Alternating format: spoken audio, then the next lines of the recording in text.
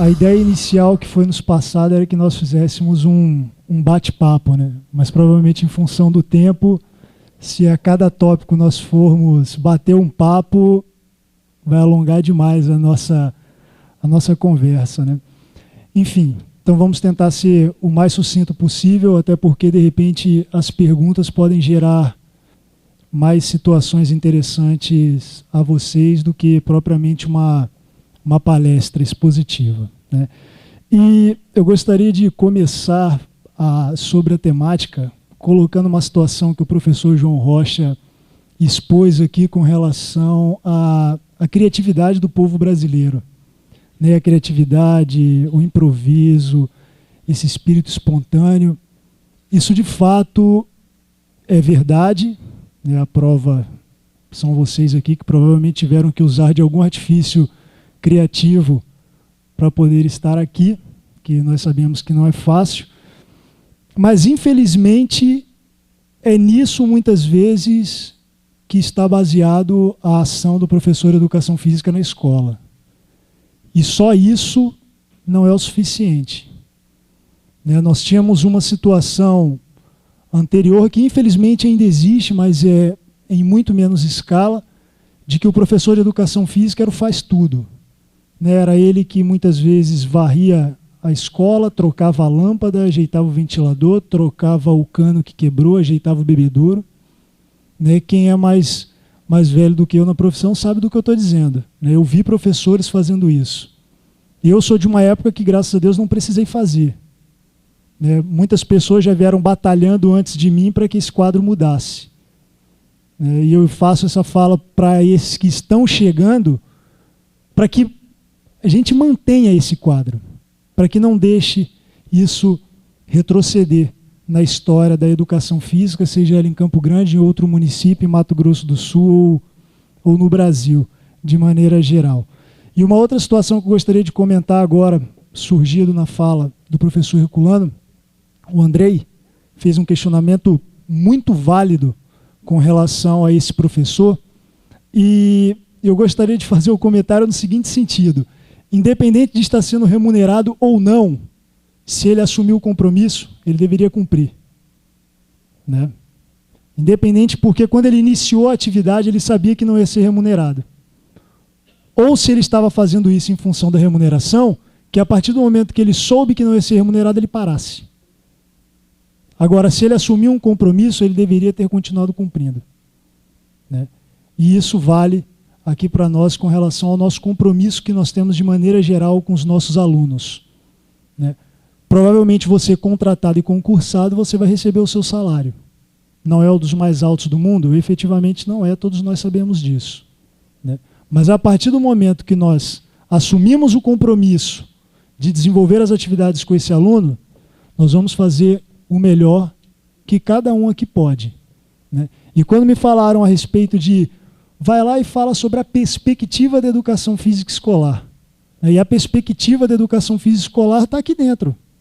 E está naqueles que infelizmente não puderam vir por algum motivo. Não está nos grandes teóricos, não está nos políticos. Ela está aqui dentro. Nós sabemos, é óbvio, que é necessário produção acadêmica institucional para isso, para fundamentar o trabalho? Sem dúvida nenhuma. Nós sabemos que é necessário o apoio dos políticos para isso? Sem dúvida nenhuma, como o professor João Rocha deixou bem claro aqui, né? Quem legisla, quem aplica são os políticos, não somos nós. Mas nós estamos lá no dia a dia. Somos nós que, graças a Deus, não estamos tanto com a cara no sol, né? A maioria das quadras já são cobertas, já existe um determinado número de materiais e verba destinada às escolas para compra de materiais. Não é ainda o ideal, e está bem longe do ideal. Mas nós ainda já temos mudanças significativas, né? Sem fazer essa situação da idade, mas está aqui o professor Betinho, que conhece essa realidade muito melhor do que eu, como professor, né? O professor Bira também, Sinésio, enfim, outros colegas que eu posso... O Márcio provavelmente pegou essa época também. O Herculano aqui citou o exemplo da quadra, como é que era, de chão batido, né? Enfim, e hoje nós já temos um outro cenário. Então o discurso também tem que ser outro. O discurso tem que ser outro. Hoje você vê o acadêmico que vai fazer o estágio, ele pega totalmente o desestímulo do professor que está lá há 25, 30 anos. Esse professor que está lá há 25, 30 anos, ele tem uma outra história de vida, ele tem uma outra formação, ele tem outros exemplos profissionais. É uma outra situação que nós devemos respeitar. Não que a gente vá aceitar como correto, como aquilo que deva acontecer na escola, mas nós devemos respeitar e entender. O que não dá é para o acadêmico entrar nessa onda, vamos dizer assim. E isso também, é claro, passa pelo professor da faculdade. Em duas situações. Uma, o professor ele coloca a escola como um grande bicho-papão, ou então ele dá uma aula na faculdade que o acadêmico chega na escola e fala assim, bem, peraí, mas eu acho que o professor ele falou de castelo, não falou de pântano. Tem alguma coisa errada aqui. E aí nós, professores das faculdades, também temos que tentar fazer essa aproximação. Agora, voltando à escola enquanto bicho-papão, eu acho interessante porque a escola hoje ela é tida como uma grande pedra. Parece que ninguém pode mexer nela. E que a escola sempre foi assim, e tudo lá é muito normal, tudo é muito naturalizado. Quando você pergunta alguma coisa para as pessoas dizem, não, a escola sempre foi assim. Não, nunca vai mudar. Como se ela fosse uma grande pedra.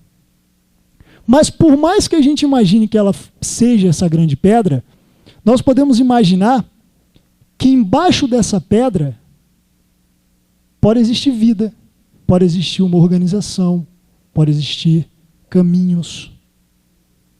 E de alguma maneira nós temos que mexer nisso. A pedra a qual eu estou me referindo, muitas vezes, muitas pessoas chamam de sistema. Provavelmente quem é professor aqui já atuante sabe do que eu estou dizendo. Quem é acadêmico e tem contato com professores sabe do que eu estou dizendo.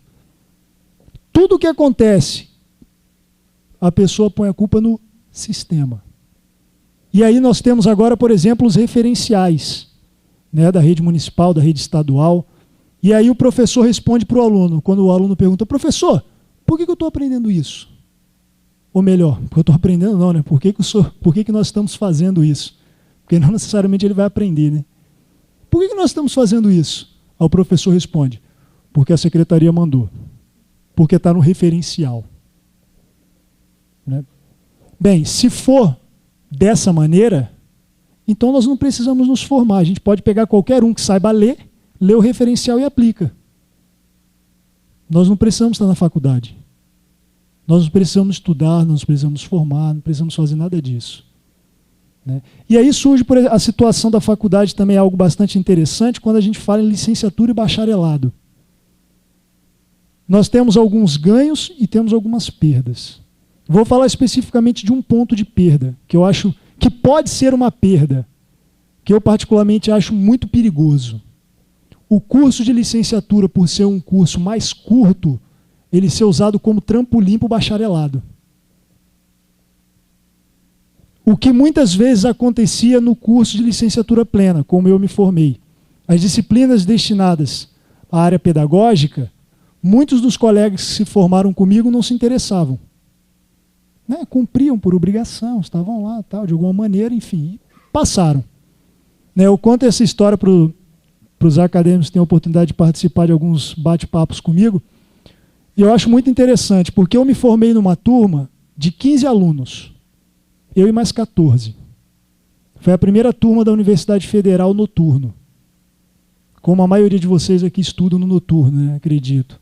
Então trabalha de manhã, à tarde, eu tenho família, enfim, e está lá na batalha à noite. A professora Sarita foi minha professora, o professor Sinésio foi meu professor. Mas recém-formados, recém-formados aí foram dar aula para mim. Isso, exatamente. E aí, o que você percebia desses 15 que se formaram? Só 3 queriam trabalhar na escola. Só 3 eram declaradamente anormais, como disse sobre essa questão da normalidade. Só 3 disseram, nós somos anormais, nós queremos trabalhar com a escola. Nós queremos aquelas crianças que vêm com a mão suja, abraçam a gente com a camisa branca. Nós queremos aquela criança que o nariz está escorrendo, ela vem dar uma limpadinha no teu short, assim, quando te abraça. Enfim, nós queremos isso tudo aí. E hoje, dos 15, 11 trabalham em escola. 11. Dos 14 que se formaram comigo, 11 estão em escolas. Alguns sofrendo muito. Mas eles tiveram oportunidade. O que mais me preocupa são os alunos deles, os estudantes, porque eles tiveram oportunidade. Talvez não foram instruídos como devesse. Então, essa situação de licenciatura e bacharelado, eu acho que tem que ser muito bem aproveitada. Nós vamos fazer a licenciatura antes do bacharelado, então vamos aproveitar a licenciatura. Hoje, pode ser que você não tenha o foco profissional nisso, mas amanhã pode ser o que vai surgir para você. Então, para resolver dois problemas, para que vocês não sofram e para que as crianças não sofram, né? E quando eu digo as crianças, eu também quero incluir a nossa área especificamente, a educação física. Né? Porque quem faz a área somos nós profissionais. E se a área hoje ela não está fortalecida, é porque, infelizmente, alguns dos profissionais não colaboram para isso. Mas aí alguém pode pensar assim, não, mas nós temos ótimos profissionais. Com certeza. E eu diria até que a maioria, a grande maioria, a maioria esmagadora, mas ninguém olha para o ponto bom. As pessoas querem olhar para o ponto ruim. Você tem 50 excelentes profissionais e um que não é. É exatamente naquele ali que eles vão bater. Não bater nele, né? Bater em todos. Então, pessoal, é um apelo, na verdade, de quem é apaixonado pela profissão e trabalha e pretende continuar trabalhando com educação física escolar. Nós somos a perspectiva. Nós somos a expectativa. A melhor, a maior expectativa. Não é jogar a responsabilidade e culpabilizar alguém pelo fracasso, no caso nós. Não é isso. Como eu já disse, a escola ela faz parte de um sistema cheio de articulações. Articulações que faltam com a saúde, com a segurança pública, sem dúvida com a assistência social, sem dúvida nenhuma. Mas eu quero dizer que nós somos a expectativa enquanto o que está ao nosso alcance, lá, durante aqueles 45, 50, 1 hora, enfim, o tempo que for destinado à aula. Nós somos a expectativa desses 50 minutos, 1 hora, enfim, o tempo que seja. Não é o vereador, não é o deputado, não é o prefeito, não é o governador, não é o presidente da República. Nenhum deles está lá dando aula. Quem está lá somos nós. Então não adianta jogar essa expectativa para mais ninguém, a não ser para nós mesmos. E isso aqui que está acontecendo, por exemplo, é um grande passo. Não vai cair do céu ou o sistema vai propor isso. Se nós que estamos aqui na chamada base não fizermos, a coisa não vai funcionar, infelizmente. Uma outra situação interessante que eu vejo com relação à educação física escolar é a perspectiva da educação física escolar na educação infantil. É algo que para mim é extremamente valioso. Nós podemos perceber agora o município, né? Passou os CEINFs agora para a educação, né? Não trabalha mais com a ideia da assistência social, agora a educação infantil efetivamente é parte integrante do sistema educacional e nós, profissionais de educação física, estaremos lá, né? Entraremos lá, com certeza. Isso é maravilhoso, é fantástico. Ou melhor, pode ser. Porque eu falei uma palavrinha mágica. Fantástico. E para a educação física nós temos aí ao longo da nossa história o quarteto fantástico da educação física. Né? Alguns já sorriram porque provavelmente já sabem do que eu estou falando. Os 2 colegas que me antecederam falaram deles.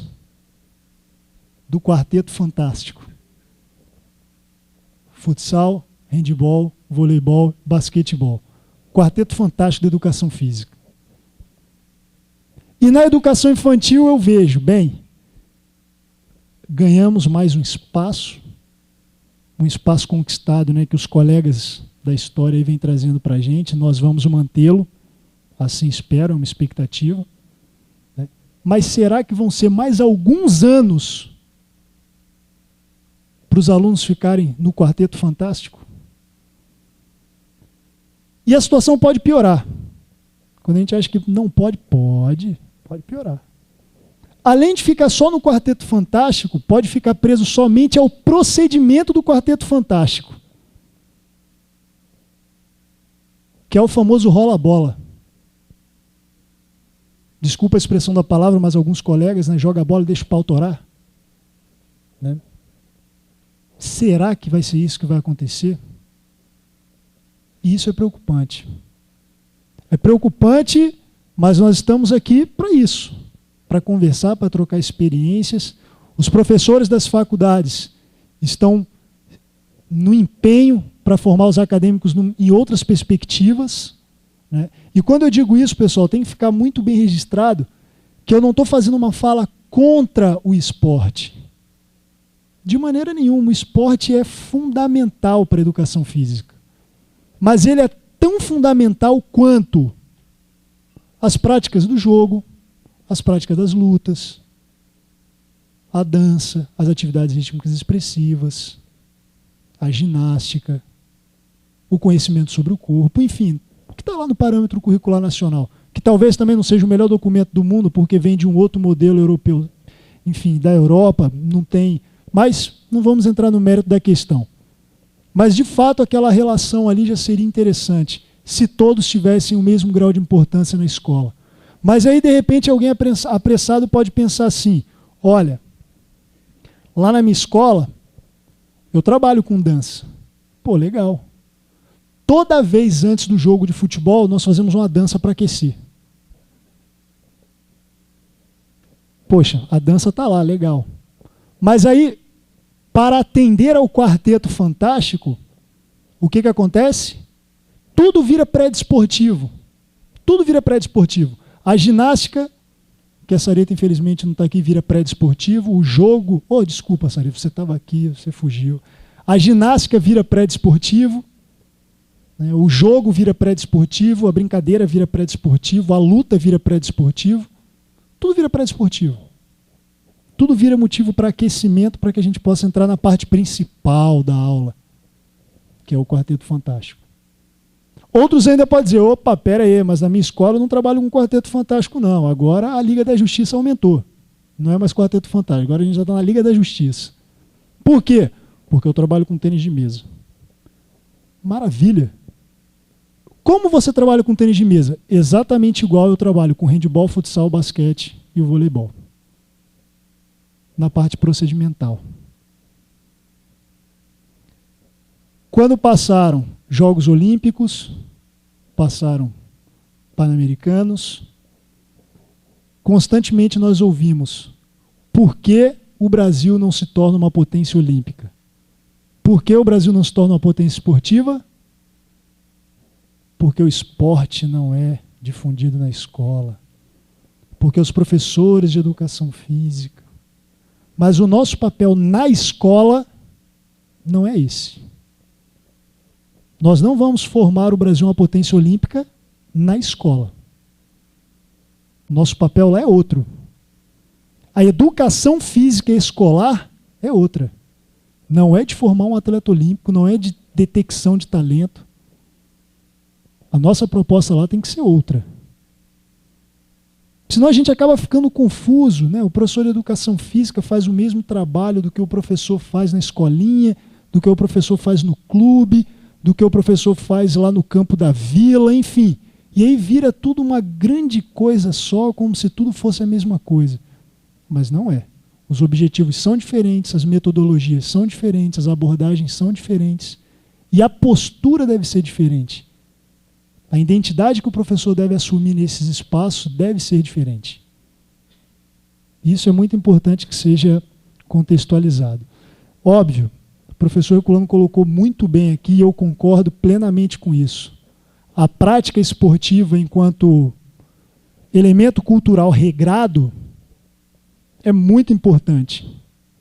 Sem dúvida nenhuma, eu não tenho nenhum problema com relação a discutir a importância das regras da prática esportiva. Agora nós temos que ter muito cuidado com isso. Porque as nossas crianças, elas aprendem basicamente a respeitar, a obedecer as regras e aos árbitros.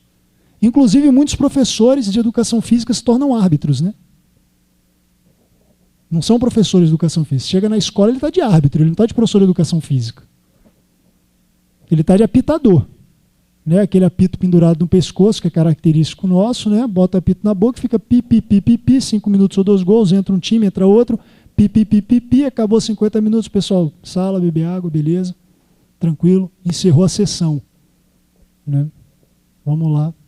E é assim que funciona. De fato, as regras são muito importantes, mas nós devemos ter a ideia de que a regra ela é importante à medida que nós a conhecemos, que nós a respeitamos, que nós a discutimos. Nós temos que discutir as regras para que a gente possa entender. A gente reclama tanto da imposição, tem tanta coisa na história, por exemplo, que a gente reclama da ditadura, né? Mas acontece praticamente a ditadura das regras esportivas na aula de educação física. Ou pelo menos acontecia alguns anos atrás, agora eu já vejo modificações. Né? E a minha fala é dura nesse sentido, eu estou batendo na parte ruim. Eu estou fazendo igual aqueles colegas que batem em relação ao professor ruim, eu estou fazendo a mesma coisa. Eu estou batendo na perspectiva ruim. É claro que os colegas que aqui estão poderiam dar relatos de experiências maravilhosas aqui do que vem acontecendo. Mas eu estou batendo, estou provocando exatamente nessa questão do que a gente considera como algo negativo. Né? Então não vou me alongar muito nesse processo, porque por algumas feições eu imagino que algumas perguntas vão surgir, e de repente se alguém sentir a vontade para responder a pergunta que algum colega fez, por favor.